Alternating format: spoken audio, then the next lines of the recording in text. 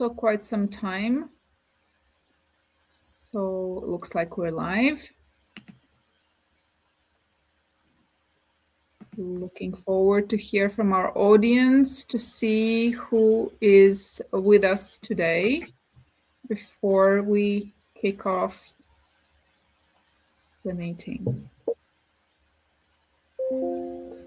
This is probably the first LinkedIn Live I do in a chalet with Tünde. Not in the same chalet, Dana. We need to tell that. Or maybe.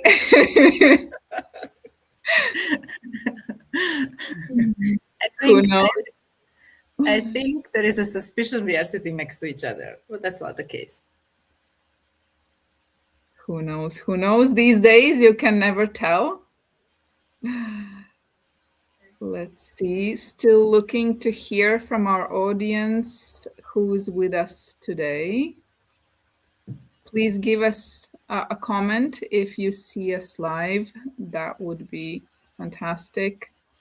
So we know to kick us off.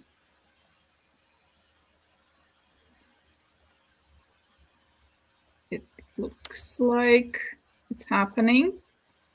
So I believe we can slowly start. Yes, with great pleasure. Let's do this. All right. So smack middle of a heat wave of a summer. Nothing stops us. Nothing stops AI. Nothing stops true leaders. We keep going. And this topic has been requested, suggested, asked about on continuous basis. I know we are all tired talking about AI. I'll be the first one to admit. However, I think we all still want to know, what is it? How do we operate with it? Who are we with it, without it? So when I had to come up with a conversation partner on this topic, honestly, I didn't have to think long. It was Tünde, who absolutely comes across very, very clear as an expert in the space. So I am very, very pleased to have you with me today. There is lots to say about your credentials and your background, but I think if you don't mind, please share this with the audience yourself. I see Daria Hoffmans is with us. Catherine is here. Irene is here. Thank you so much, everyone who is taking time off all the fun things you can do in summer and listen in. Obviously, this will be available as recording as well. But for those with us today, please share your thoughts. Please share your comments, questions, suggestions, agreement, disagreement. This is an open space for all. I will be pulling in your comments into the screen. This is, a conversation between all of us. And Tünde, over to you. Thank you so much for being here with me in my chalet. And let's get this conversation started. Thank you, Dana, for inviting me. I was very glad to see your invitation. We also know each other in person, and I was always thinking how great it would be to do something together. So here it goes on the 29th of July in the middle of the heat wave. Maybe the background is a little bit misleading. Dana is not sitting next to me, but we both escaped into a little bit cooler temperatures. So for those of you that dial in from that hot cities, thank you so much for spending the time with us. And for those of you that will watch it later, hopefully you find some cooler conditions. From my side, thank you for the kind and generous introduction. I am located in Zurich. I am an AI adoption coach, consultant, speaker. I work on the intersection of humans and technology, more on the humans, less on the technology, but technology is here to stay. So I'm trying to combine that. I have spent 20 years in corporate world and was part of big change projects, transformation, innovation projects, and also worked in the last few years since we have accelerated AI and implemented AI among our workforce. And right now I am doing that with my own company, the Change Republic, that got the name due to the fact that everything is changing all around us. And leadership and AI and how we can be better leaders of ourselves, leaders of our teams, is very close to my heart. I think none of us figured it out 100%, but I believe in the collective wisdom. So that's why I'm glad we have this conversation together, Dana. Absolutely, absolutely. And so what I thought, and obviously this is an open space, right? I'm very happy for this conversation to take us in any direction all of us see relevant. But the one thing that I keep hearing around me, in my kind of smaller and the bigger bubble, is I think we all more or less start to really realize what is AI, how do we work with it, what are the tools, what are the options. Obviously it keeps developing, it keeps evolving. We continue learning, nobody's questioning, we need to stay relevant and updated and use these tools because there is a great opportunity for us to become faster, more efficient, smarter, you name it. At the same time, the initial concern that we heard buzzing around us was AI will replace me. Tünde, do you still hear this? I don't. In my spaces, I don't hear this concern as much, especially amongst professionals, leaders, educated, successful people. It has slowly drifted into how do I operate with it? How do I excel with it? How do I increase my relevance and leadership? How do you see it? Do you see this shift as well? Is there something else that you're noticing? Yeah, I think you said the magical word. I think relevance is the magical word. I think we are all trying to figure out our relevance in that. And I have the great luck to work with individuals on their career journey, very often influenced by AI, but also with teams in corporate settings. And then from both sides, I think it's not anymore, will I be replaced by AI? We all funnily answer this, yes, to a certain extent, yes, but definitely not as a role as our jobs. And I think relevance is what keeps us awake. What are the pieces of my expertise, of my current role, or how will my current role evolve in order to stay relevant? So where do I need to 100% invest in and expand my knowledge and expand my relationships? What do I need to lean in order to stay relevant? And it started a little bit with technology 3.5 years ago when when AI became available so widespread.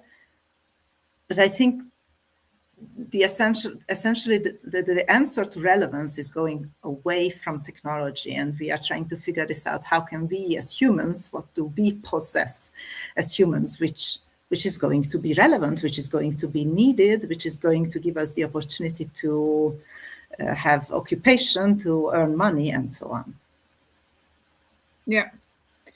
When did that shift happen for you personally, Tünde? For me personally, it was a very big shock first to meet AI. And I met, as many of us, I think, I met through free time activities. I don't know, planning holidays and trying to get kids' birthday location and stuff like that. And then, of course, from one model, we got to the other one. And then came the reasoning models. And I think somewhere around that, where we had the reasoning models, the thinking models, which are not anymore just kind of databases, but are also your thinking partners, there, I think a little bit of fear accelerated. And And when I started to really take AI as my companion to augment myself, I started building my company, which is a one-woman show with here and there with some support, but mostly with the help of AI. Then I understood, okay, so this must be the way. Take it from an angle that is useful for you, that you can augment yourself, that you can be more better, more brilliant, and take it there. So then I think my fear personally have decreased. And also this is what I see when I work with people, when you show them something really meaningful, when we go beyond that formulating emails and writing LinkedIn posts. And so when you really go to the level of the people, what they on a Tuesday morning at 11 o'clock at their work doing, and start solving problems, I believe that is the point when then fear goes down and you take it and it is part of your existence, part of your work, and then you go ahead with that. Yeah. Well, I think the world of agents is just increasing. I loved your last post about how your agent was disagreeing with your commands. Yes. I think there's that's just the beginning. I saw a kind of subtle link with the OpenAI agent that kind of escaped the scandal. Yes. So yes. I think there is a lot more to it, but back to our reality for now. I think that the future is unimaginable still in many ways, but for what we see right now, and I know, and possibly you see this in your client companies as well, is a lot of organizations almost imply that their leaders have to use the tools, have to immerse themselves by sometimes gently suggesting, sometimes less gently implying that they need to stay on top of all the technology that is available, obviously strongly regulating what and how we use it, at the same time still ensuring that teams are on top of what's happening with the tools available to them. Now, what do you see? And I'm assuming you're more exposed to those leaders and professionals that want to be part of this new world. Do you think there is part of leaders who use AI because they want to more, or those that have to use these tools? I feel like this is this balance, and like with everything new, there is part of population that are jumping headfirst into all new exciting things, and those that kind of wait out and see, okay, where is this taking it? It looks new and scary. I rather watch them, how deep do they jump? Where I'm taking this is how do we see the overall attitude towards AI, and how do you feel that we as leaders should be doing it? I think and I don't only think, I experience the challenge that you're addressing is real. I think the pressure is immense on all levels to do AI. We do a lot of AI. We have to do a lot of AI. Our CEO says we have to, my boss says, HR says, everybody says we have to do a lot of AI. So I think in the geography we are moving, this is pretty much the everyday topic, and people are very interested in how to do more AI. And then, as I said, 3.5 years down the road, and maybe a little bit less on the corporate level, there were quite a lot of promises and expectations, and data shows, especially very recent data, that those expectations are not always met. There was just one really interesting article from this month. So the data we are looking at are 1-2 months old. I think it was in Harvard Business Review, an article done among, I think, 6,000 plus executives in the US, UK, Germany, I believe Australia. And they asked them about AI productivity gain, which is everybody's favorite toy, especially from the finance department, because then we can save money. And over 90% of them report no significant productivity gains. So the data you are getting, the news you are getting on AI, on the one hand being a magical tool, on the other hand not really delivering what it is supposed to be, what you are promised to do, is very mixed.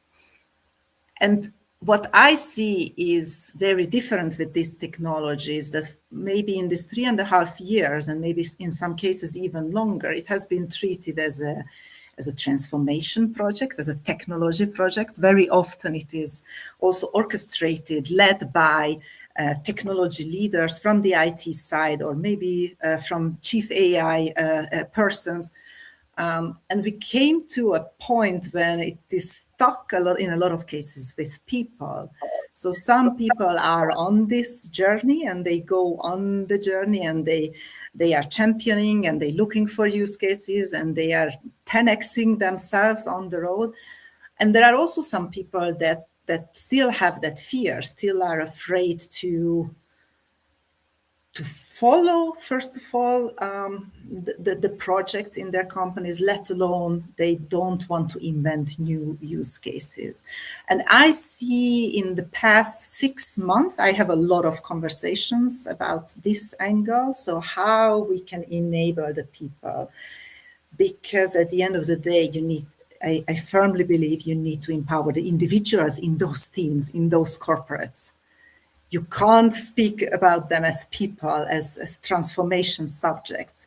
You need to talk on the language of you and me. What motivates Tünde? What motivates Dana? What motivates Jane? What motivates John? And we need to bring them all along on that journey. So very mixed picture to your question. Yeah. Indeed, this is something that I see. What I also notice is that the leaders who treat AI as their own responsibility, as their own, me, for example, I love yoga. I love to try different kinds. I love to try different teachers, different types in different places, decide what works for me, what doesn't work, what do I enjoy, what do I, what gives me different kinds, different levels of fitness, and so on. I enjoy it. I see the benefit of it. And in a way, anything you enjoy, just like AI, you could use for your own benefit, your own development, your own gain.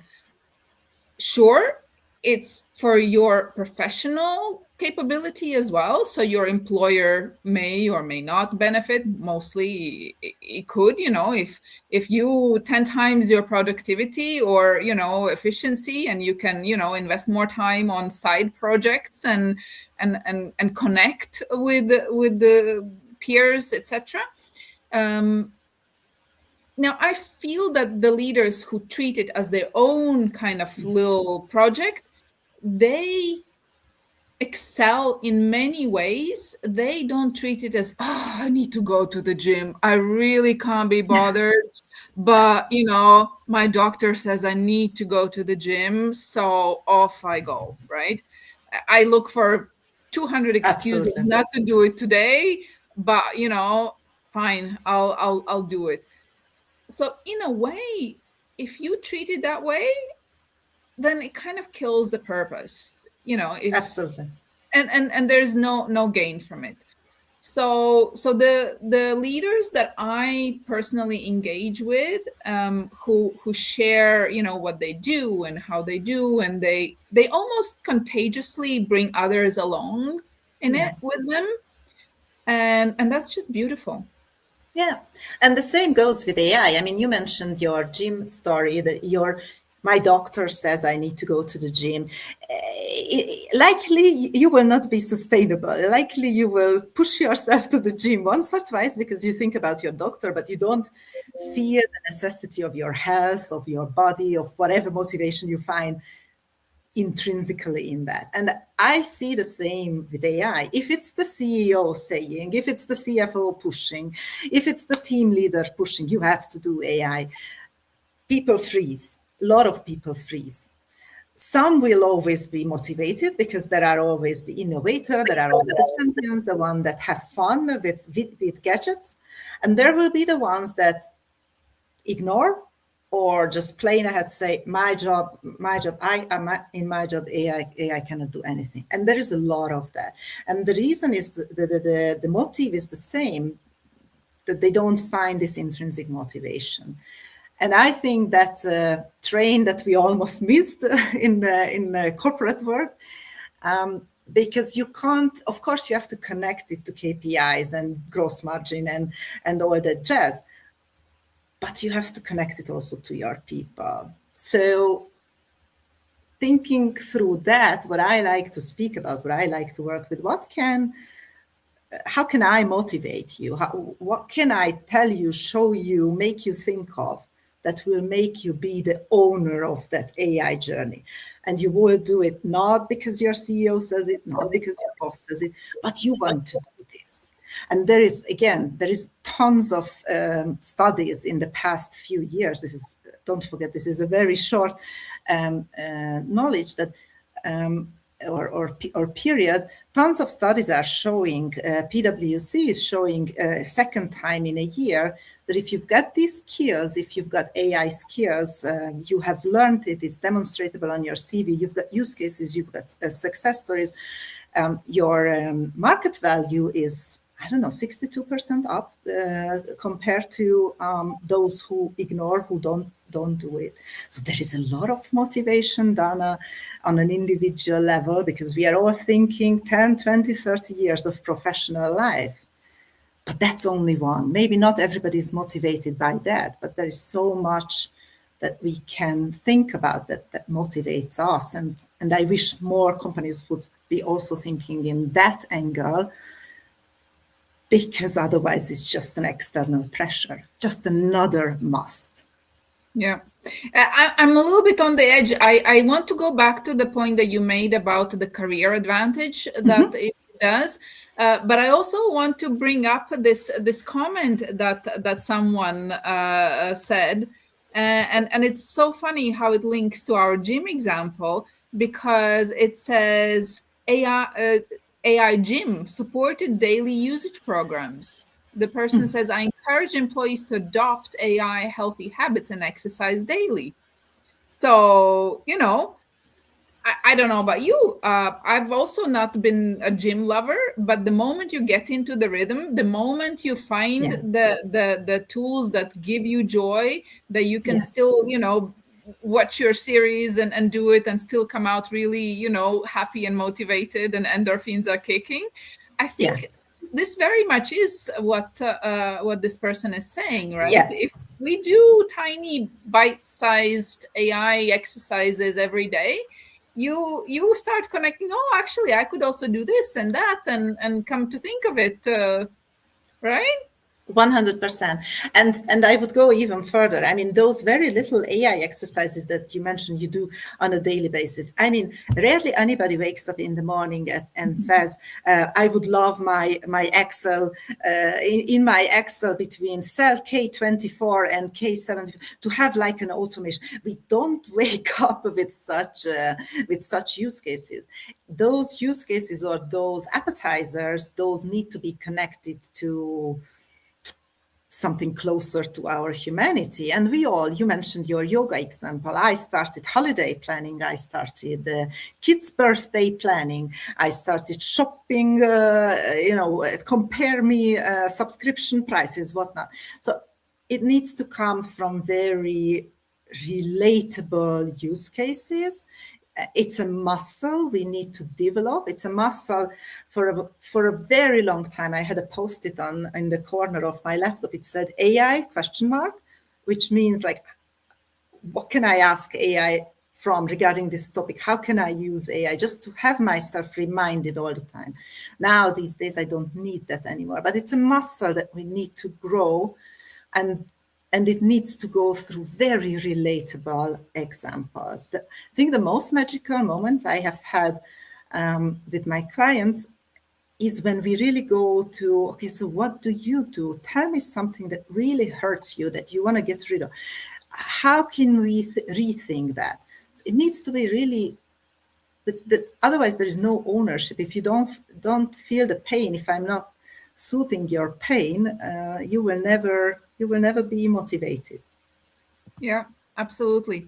Now back to the career advantage, and this is a topic very close to my heart, because I personally see every day the job posts, adverts, discussions about career opportunities, and AI is very much part of the requirements, part of the game, part of how teams are working. So this very much is a topic, and Right. and an interesting example I overheard was somebody said, oh, but this candidate did not talk about AI. They did not mention it at any point in the interview. And the counter argument was, but that was not the requirement for the job you listed. Oh, okay. So what would you say to that? I thought it was really interesting. It stayed with me, and I thought, this is interesting. So on one hand, they're criticizing and saying, well, but they didn't show any affinity for new tech, and Yeah. if they would see possibility to implement it in this side of work, and the counter argument was, but you were not asking for it. So Yeah. the way I see it, it's still, it's still, if it is part of you, you would mention it, you would kind of see how we could use certain tools or attempt to experiment, and how we could improve ways of working, get more efficient. So I'm probably leaning a little bit towards the team. They didn't demonstrate that this is part of how it work, even though this was not a requirement, and that likely is not going to be the reason why they would or would not be considered further, but it was a relevant observation. It is absolutely. And we are a little bit on the other side, or we are sitting on the two sides of this coin. What I am always saying, doing, trying always to do is, all right, so do not wait for this to be listed as a requirement. I mean, I believe it is a requirement everywhere to a certain extent. It is a topic that you can bring on a networking conversation, on a job interview, but you are better placed to speak about that part. You can place this into the conversation anytime, and it's 2026 July. You should place this into the conversation everywhere. And if your area is an area where maybe there is it's not known for being one of the super use cases for AI, then come up with a couple of ideas. What would you do? Because I can guarantee that everybody is thinking about how to make workflows better, how to make people happier. The CFO is thinking how to make operations leaner. So come up with this idea. So don't even enter such job interviews or even informal conversations without one or two stories in your pocket. How did you or how would you in that specific company drive AI? Because everybody can do it from the ground up until the C-level. It's very interesting, actually.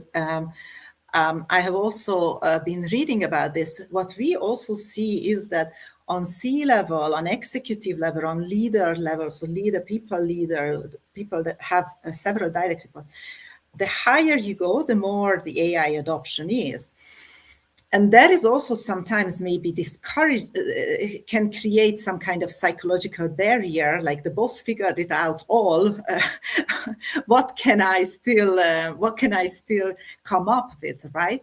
And there are good reasons why the higher you go, the more AI adoption seems to be. The sort of job, the more strategic, the more narrative you have to do is typical AI use cases. But everybody in every position, in every function, in every hierarchy up and down, there are good opportunities to identify. Absolutely. Absolutely. And Bas, for example, says it will become like Microsoft Office skills. Nobody's listing that you need to Nobody's listing it anymore. Right? Spot on. It used to be. I remember there were days when it was listed as a requirement. These days you don't see it. And I think this is going to happen very, very fast.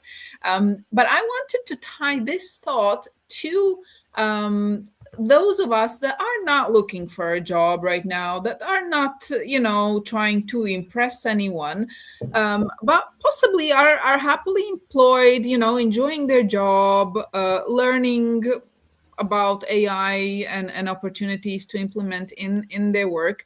And it made me think, I received a message a while ago from a peer that I really didn't have much work in common, saying, I hear you are the AI expert in your space. Can I pick your mind and can we exchange so I get to learn some things? And I thought to myself, this is really fun how these things get perceived and picked up some, across the seas in another team. And I mean, who doesn't want to be perceived as an expert in a new exciting space that we know that there will be more and more work going on? So what your thoughts are, Tünde, how can more people be seen as these experts and be, invited to join new, exciting, high visibility projects?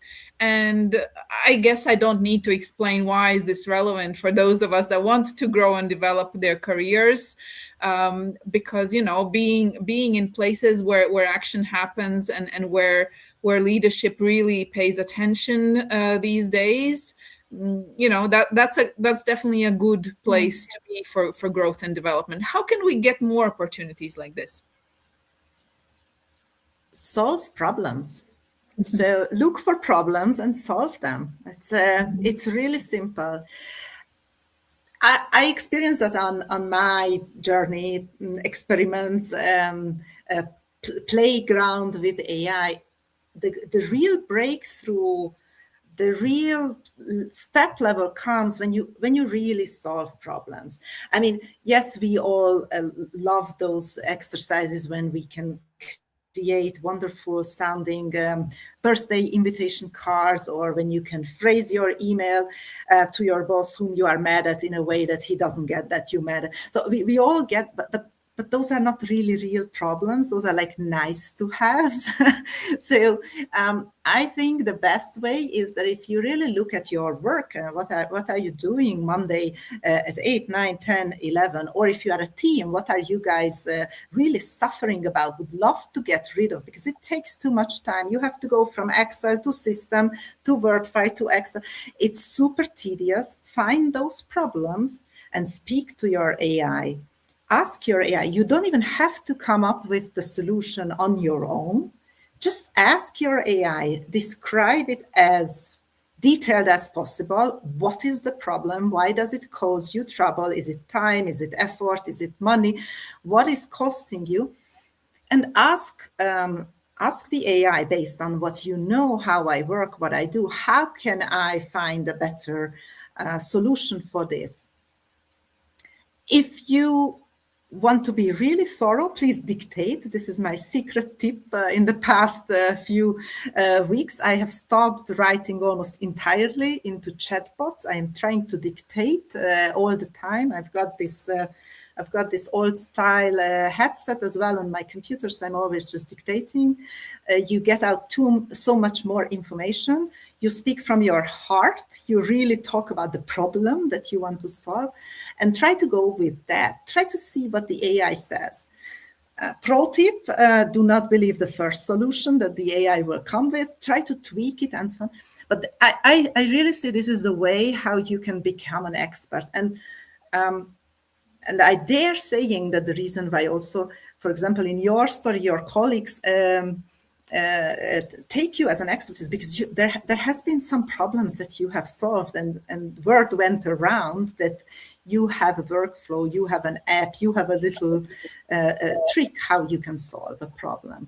So try to find real problems and ask your AI to help you with that. Yeah, I loved your pro tip. I will add one on my side.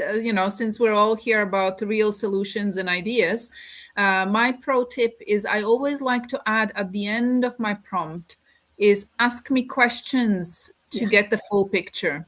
Because my pet peeve with AI is when it starts to make assumptions and makes them into the facts of the story. Yeah.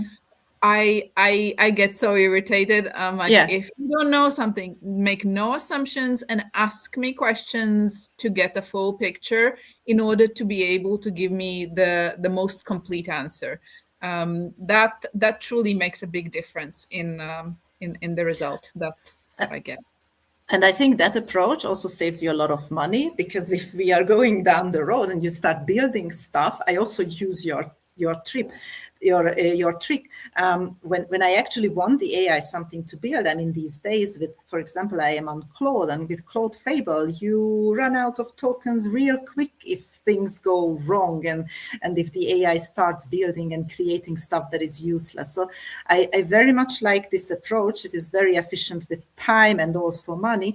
Before you start building something, before you go into big thinking, interview me, ask me a few questions that are crucial to get the right solution. Yeah. And there's a lot of comments in the meantime. I have seen that. that start coming in. But I'll merge the last two and take us down this route. So the one says, where have you personally seen AI make leadership worse? And the next question is, how do you choose the right ones? How can leaders ensure AI strengthens rather than replaces human judgment, right? So I think these two are linked because these are very connected, right? The moment we give AI the ability to replace our knowledge and our judgment, this is where it makes your leadership worse. Yeah. Right? Absolutely. And I'll give you a really simple example. I've communicated with very senior leaders, very experienced, capable, smart people that I see they have not thought their next step on the chessboard themselves, right?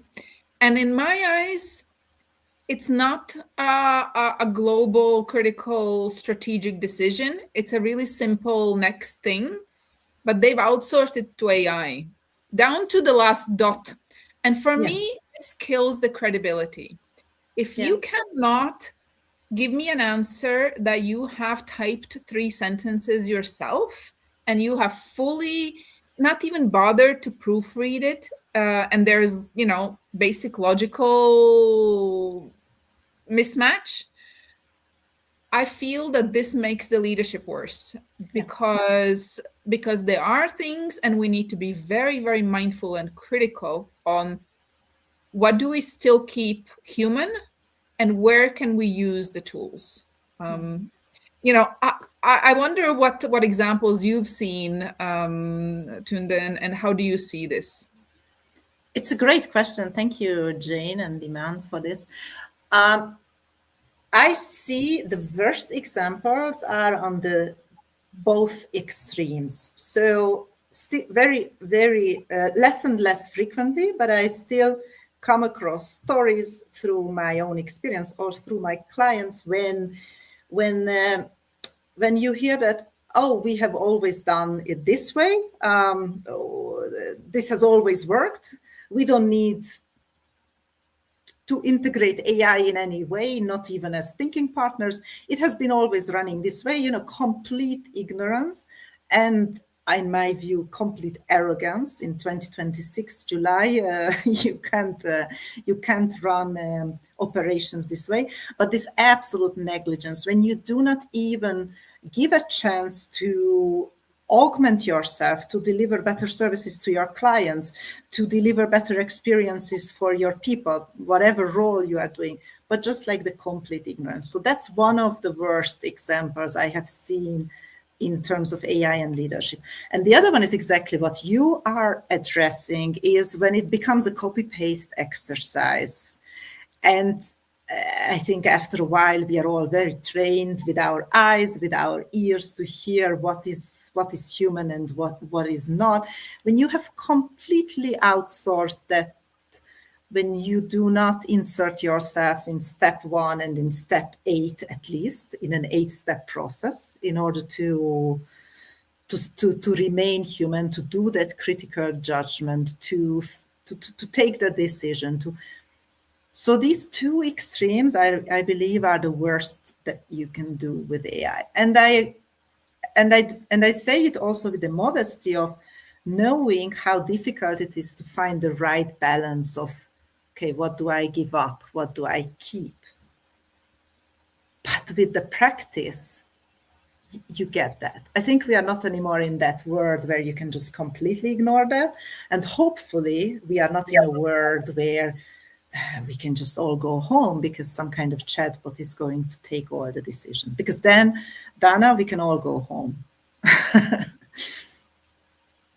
Yes, absolutely. Absolutely. And, I think the one thing that will save this extreme polarization is going to be the common sense.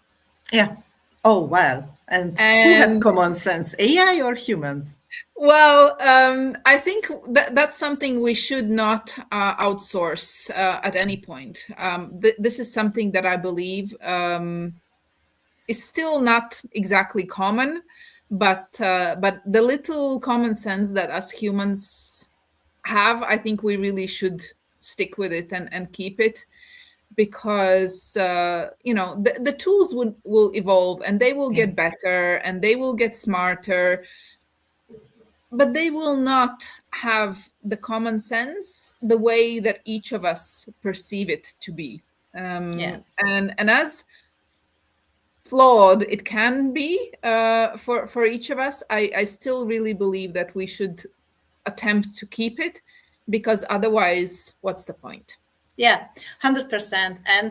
And there is what you are explaining that has an intent part, right? So it is up to us whether we create also a reality where everything is a copy-paste exercise, where we just take what the AI says and implement this, or whether we consciously make that border and really say, no, step 1 and step 8 only I will do, because there my critical thinking, my experience, my judgment, my ethical system is needed. And between step 2 and step 7, I am fine, because that's the nitty-gritty, that's the grinding, that one I can give to AI. So there is a very big intentional, it's a very intentional process as well. It doesn't just happen to us. So you and me and all of us, I think we really have to be part of that reality, which is keeping the humans there intentionally. I couldn't help but smile. There is a comment that it's a very long comment, so I won't read it all, but it starts with, the part that stays with me is that this is first a transformation of mind. It is a transformation of mind. It is, but this sentence is very commonly generated by AI. So a very quick one, though. Yes, it's a funny one. So I'll leave it there. Yeah. Good. Tünde, what do you suggest to the leader that is, let's call it what it is, they're overwhelmed. There's ongoing evolution, there's ongoing pressure to learn this, do this new tool, create an agent, do this, and all of that on top of their job. Let's face it, our jobs keep expanding, the scope keeps increasing. I think the efficiency gains that everybody talks about remain to be wished for more, especially those of us that are still very much safeguarded on what we can and what we cannot automate, all for valid reasons. No, absolutely no comment there. At the same time, the volumes of work keep increasing. How can we keep up with everything going on, and still, keep the head above the water, and carve out the time for that gym and for the AI gym and for everything else that life demands? So my message is really simple. So I will come back exactly to what I have said. Solve problems. And I will say it knowing all the constraints that I see, that I hear. Not all the tools are available. Not everybody is allowed to use everything. Maybe it's not always the best model or best tool that is available for a person at work. He or she could do so much better things, but then the IT or the compliance doesn't allow. So I'm not underestimating these conditions. They are real constraints in corporate Switzerland. But within these constraints, or within everything that is in your power, do find problems that you can solve. And if you really solve the problems, then the problem of doing AI on top of the job is not going to be on top of the job, because you are not solving fictional problems. You have to find problems in your job, in your team's jobs, in your corporate company interactions that AI can help with.